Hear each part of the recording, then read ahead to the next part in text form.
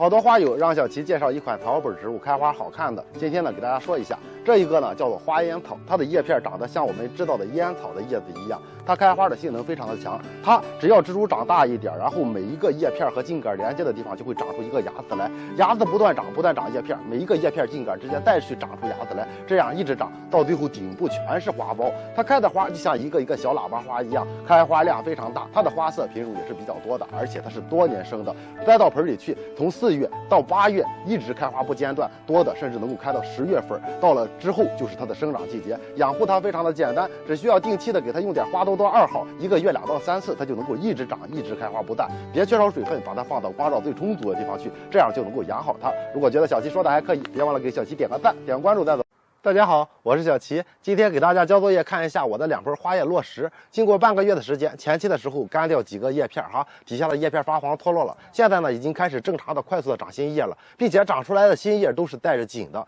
花叶落实它叶片上带紧是正常的，有好多花友养的就是长着就不出紧了，其实主要原因就是您缺光所导致的哈，缺光就会导致它叶片变为绿色，会恢复原来的颜色。平常它已经缓苗成功了以后，一定要记住施肥，盆土的表面可以给它撒多元素的缓释肥料。怎么去用肥料呢？直接给它用多元素的复合肥料去补充就行了。1个月给它2到3次，兑水化开，或者是直接埋到盆土里边都是可以的。这样您养上一盆，1年4季长势是非常好的。等它长大了以后，彻底的垂钓下来，你看枝条是非常漂亮的啊。